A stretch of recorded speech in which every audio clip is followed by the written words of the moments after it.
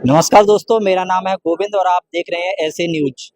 ऐसे news channel की team यहाँ पर आ चुकी है सतलोक आश्रम बेदखेड़ी में। और ये उन्हें हम जानकारी देना चाह रहे हैं कि अभी जो ब्लड डोनेट हुआ था 5, 6, 7 फरवरी को, वो पुनः यहाँ पर 16 फरवरी को दोबारा हो रहा है संत रामपाल जी महाराज जी के 38वें बोध दिवस के उपलक्ष्य में। तो आइए डॉक्टर साहब से पता करते हैं यहाँ की जानकारी। नमस्कार सर, क्या नाम है आपका? नीरज दास। सर, यहाँ पर ब्लड डोनेट किस उपलक्ष्य में हो रहा है? ब्लड संत रामपाल जी महाराज जी के बोध दिवस के उपलक्ष्य में, 38वें बोध दिवस के उपलक्ष्य में। तो यहाँ पर ब्लड डोनेट के लिए कहाँ की टीमें आई हुई हैं? एक सहारनपुर और मुजफ्फरनगर की दोनों जगह की 2 टीमें आई हुई हैं, जिनका टारगेट अपने 100 यूनिट का है। तो यहाँ पर डॉक्टर साहब, जो ब्लड डोनेट लिया जा रहा है, इसका प्रोसेस क्या है? इसका प्रोसेस ये है कि सबसे पहले उनका फॉर्म भरते हैं, उनसे पूछा जाता है कि आप कोई किसी प्रकार की रेगुलर मेडिसिन तो नहीं ले रहे हैं, या आपका बीपी हाई तो नहीं रहता, या आपने अब से पहले ब्लड डोनेट कब किया था।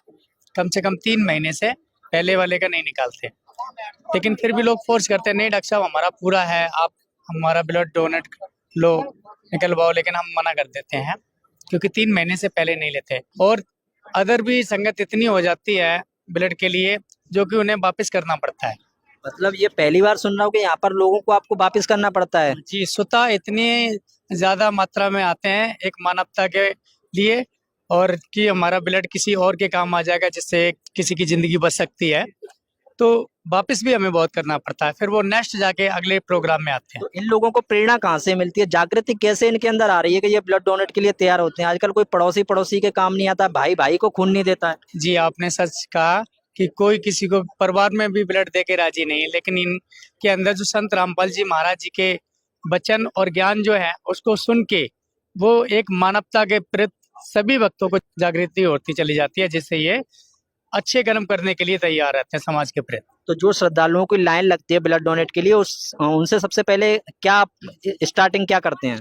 उनसे सबसे पहले पूछते हैं कि आप किसी प्रकार की रेगुलर दवाई तो नहीं खा रहे हैं, आपको कोई बड़ी बीमारी तो नहीं है, प्लस आपका हीमोग्लोबिन, उनका हीमोग्लोबिन चेक कराते हैं, वेट चेक करते हैं और बीपी भी चेक करते हैं, जिससे जब सब कुछ ओके होता है उसके बाद ही उनका ब्लड डोनेट लिया जाता है, अन्यथा नहीं।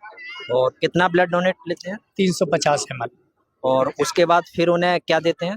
उसके बाद यहाँ पे उनके लिए मौसमी का जूस है और केले हो गए, फल फ्रूट जो भी है खिलाते हैं सभी के लिए, अलग अलग मात्रा में। और सर्टिफिकेट कुछ दिनों बाद मिलता है या तुरंत मिलता है? सर्टिफिकेट तुरंत दे देते हैं, ब्लड ग्रुप की रिपोर्ट कुछ बाद में आती है। तो डॉक्टर साहब, जैसे यहाँ पर श्रद्धालु आए हुए हैं और ब्लड डोनेट दे रहे हैं, तो यहाँ पर कोई नशीले पदार्थ करते हुए पाया गया? संत रामपाल जी महाराज जी का कोई भी शिष्य किसी प्रकार का नशा नहीं करता है, और ये संत रामपाल जी महाराज जी के सब प्रथम नियम के अंदर है, नाम दीक्षा लेने से पहले, कि उसको किसी प्रकार का कोई नशा नहीं करना, किसी प्रकार का पाखंडवाद है वो नहीं करना है। इस तरह से कई प्रकार के नियम है जो एक स्वच्छ समाज संत रामपाल जी महाराज जी के नेतृत्व में तैयार होगा। नहीं, मेरा मानना यह है कि संत रामपाल जी महाराज जी के शिष्य नशा नहीं करते हैं, ये बात अच्छी है, लेकिन इतनी तादाद में लोग देने को तत्पर हैं, तो ऐसा तो नहीं है। आप बता रहे हैं वापिस भी करने पड़ते हैं, तो ये कैसे संभव हो पा रहा है एक संत के शिष्य और लगातार इस मुहिम में आगे बढ़ रहे हैं? देखो, संत रामपाल जी महाराज जी की जो मुहिम है, एक मानवता को आगे बढ़ाना है और सब में भाईचारा और अपनापन पैदा करना है। तो उनके ज्ञान से, उनकी प्रेरणा से ओतप्रोत होके सभी भक्त आपस में स्वतः ही तैयार है इस कार्यों को करने के लिए। तो आप कितनी बार से यहाँ ब्लड डोनेट ले रहे हैं? 5-6 बार तो ये टीम आ चुकी है, बाकी अन्य टीम भी आती है, प्रोग्राम में आती तो रहती है। 5-6 बार में आपको इनका व्यवहार कैसा लगा? बहुत बेहतर व्यवहार है, सबके अंदर एक भाईचारा जो परिवार के अंदर नहीं मिलता वो यहाँ मिलता है, और सब कुछ यहाँ निःशुल्क है। सभी भक्तों का व्यवहार बहुत सुंदर और सहनशीलता वाला है। तो डॉक्टर साहब, ऐसा कैसे संभव हो पा रहा है कि एक संत के शिष्य यहाँ पर ब्लड डोनेट के लिए लगातार आते हैं, फोर्स करते हैं आपको? ऐसा आपने कहीं भी और भी देखा है क्या? ऐसा कहीं देखने में नहीं मिलेगा। संत रामपाल जी के शिष्यों के अंदर एक परमात्मा के ज्ञान आधार से उन्हें प्रेरणा होती है, उनके अंदर एक जोश पैदा होता है कि हम रक्तदान करें, ताकि समाज के अंदर एक अच्छा संदेश जावे। कुछ ऐसे जो बीमार लोग होते हैं, इनको ब्लड की जरूरत होती है, ये रक्त उनके काम आ सके। आप यहाँ पर 5-6 बार से ले रहे हैं रक्तदान, तो यहाँ पर ऐसे भी आपको श्रद्धालु मिले होंगे जो 2-2 3-3 बार दे चुके होंगे। बिल्कुल ऐसे है जी, हर 3 महीने के बाद ऐसे डोनर है जो हमारे यहाँ रक्तदान हर बार करते हैं। हर समागम के अंदर हमारे यहाँ ब्लड शिविर लगता है, उसमें हर बार डोनर देने के लिए तैयार रहते हैं। हमारा टारगेट पूरा हो जाता है लेकिन डोनर रह जाते हैं देने के लिए, अगली बार के लिए फिर वो तैयार होते हैं। टारगेट पूरा हो जाता है तो फिर आप उन्हें कैसे समझाते हैं? अगली बार के लिए भाई अगला जो समागम होगा उसके अंदर फिर आपका रक्तदान कराएंगे। क्या वो समझ जाते हैं? बिल्कुल समझाते हैं जी। परमात्मा ज्ञान आधार से हमारे सभी परमात्मा के शिष्य ऐसे हैं कि वो जैसे हम बताते हैं उनको मान जाते हैं। तो ये बोध दिवस क्या है? बोध दिवस के बारे में थोड़ा बताएंगे? परमात्मा ने संत रामपाल जी को आकर के अपना ज्ञान उपदेश दिया था। अच्छा, ये इन लोगों ने आपको बताया होगा। जी जी, इसके उपलक्ष्य में 3 दिन का समागम चलता है। तो इस 3 दिन के समागम में आपको यहाँ क्या क्या देखने को मिला? 3 दिन के समागम में यहाँ समूह रामायणियाँ होती हैं, निःशुल्क शादियाँ की जाती हैं, रक्तदान शिविर लगता है, विशाल भंडारा चलता है, सही सत्संग, परमात्मा का सत्संग लगातार मरवाणी का पाठ होता है 3 दिन तक। तो यहाँ पर क्या सत्संग आपने भी सुना था? जी हाँ, बिल्कुल सुनते हैं। कैसा लगा आपको? बहुत अच्छा लगा।